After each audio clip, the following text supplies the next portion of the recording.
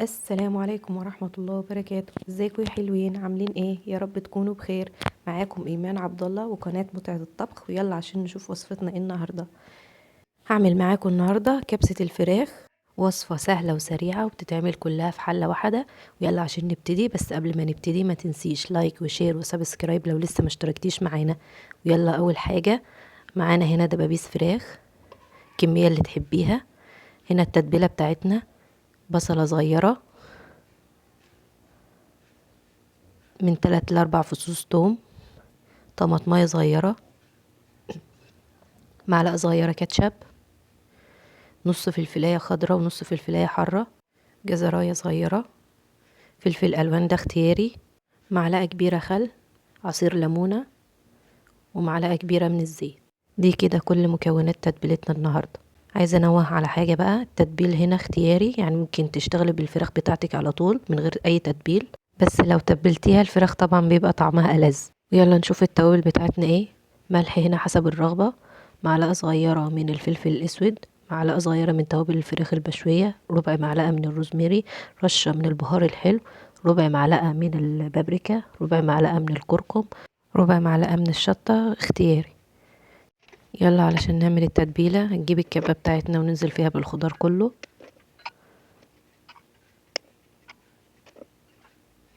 هنعصر الليمونة ونحط الخل والزيت ومعلقة الكاتشب والتوابل، وهنضرب ده كله مع بعضه لحد ما يبقى في الخليط متجانس كده زي ما انتوا شايفين. هننزل بقى من التتبيله بتاعتنا دي ب4 معالق كبار على الفراخ بتاعتنا، ونكون غسلينها كويس من قبلها وعاملين فيها فتحات تحت الجلد، يعني بالسكينه كده تعملي في الفرخه فتحات علشان التتبيله توصل لها افضل. يلا دخلي بقى التتبيله بتاعتك كده تحت الجلد ودخليها في الفتحات اللي عملتها بالسكينه. هنتبل الفراخ بتاعتنا من قبلها بليلة او على الاقل قبلها ب4 او 5 ساعات. يلا عشان نكمل بقية وصفتنا. معانا هنا بصلة متوسطة، هنقطعها تقطيع ناعم زي ما انتوا شايفين كده.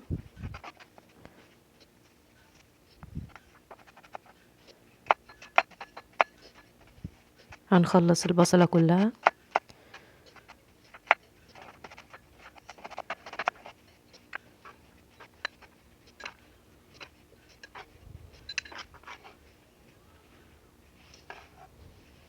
ده كده شكلها بعد ما اتقطعت. معانا هنا من 3 ل4 فصوص توم، هنهرسهم بهراسة او حتى بالهون او حتى بالسكينة اللي تحبيه المتوفر عندك. جزرة متوسطة هنبشرها بشر خشن.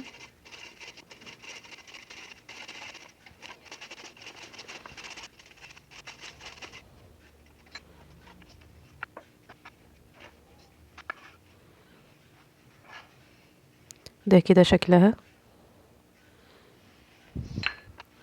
معانا هنا طماطمتين صغيرين او طماطمايه كبيره المتوفر عندك، هنبشرها كده ونتخلص من القشر عشان يبقى البشر معاكي سهل.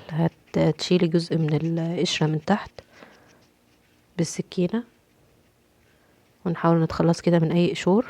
احنا عايزين بس اللحم بتاعها. ده كده شكلها. هنا التوابل بتاعتنا: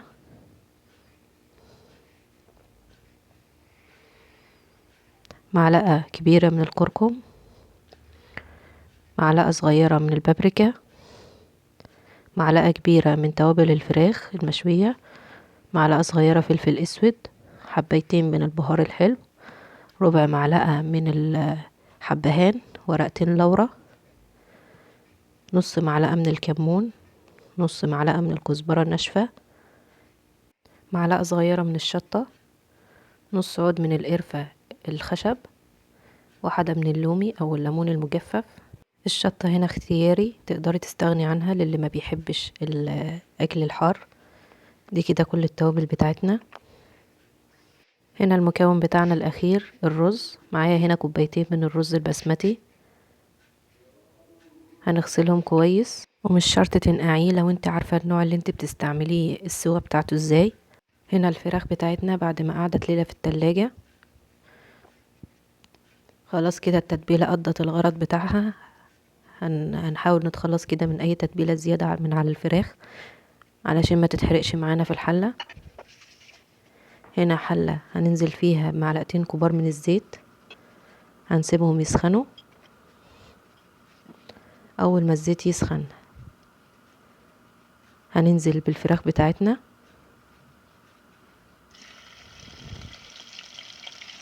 زي ما انتوا شايفين كده.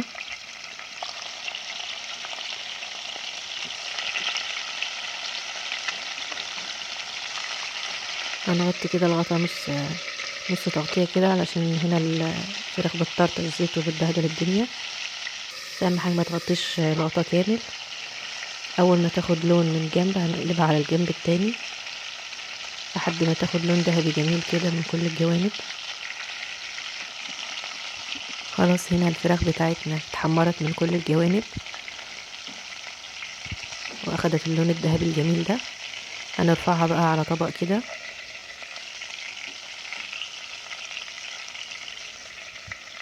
ونحاول كده نصفيها من اي زيت واحنا بنرفعها.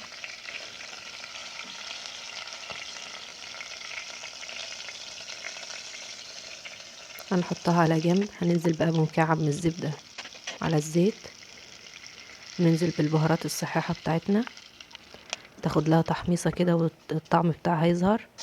هننزل بقى بعديها بالبصلة، نقلب البصلة بتاعتنا لحد ما تدبل خالص.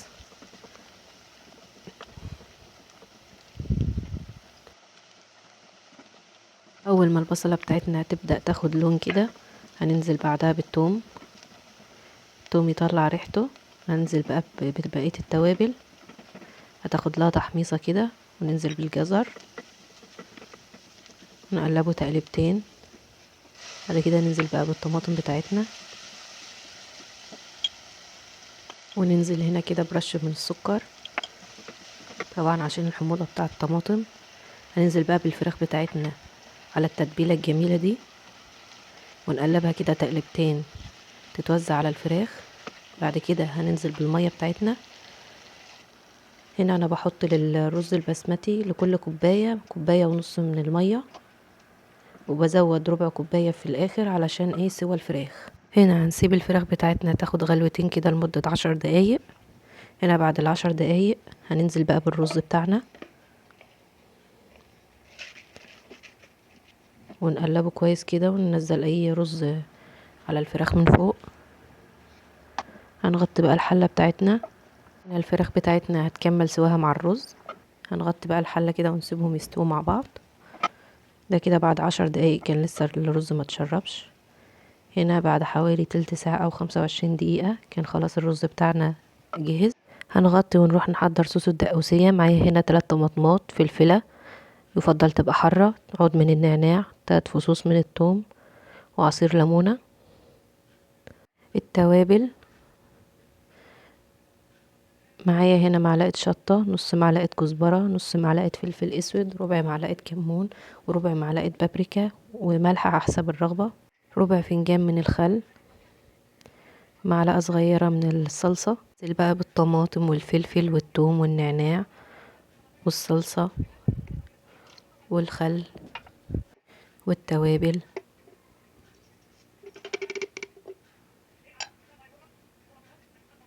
ونعصر الليمونة، ونضرب بقى ده كله في الخلاط مع بعض.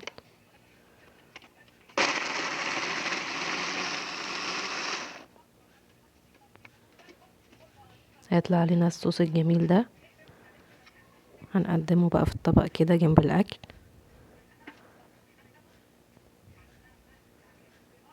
ودوقوا بقى مع بعض كده الصوص دوت مع الرز مع الفراخ بيدي بقى تيست رهيب.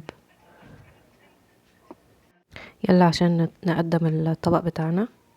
هنا الرز بتاعنا بعد ما اتشرب اهو مفلفل وجميل، مفيش حباية لازقة في التانية. ننزل بقى على الوش كده بالفراخ بتاعتنا اللي واخده اللون الذهبي الرهيب ده، ونزين بقى كده بشوية كزبرة من على الوش، وده بيكون الشكل النهائي للطبق بتاعنا.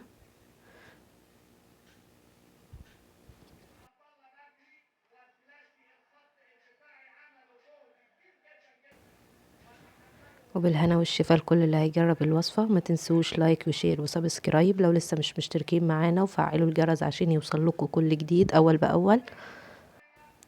بحبكم.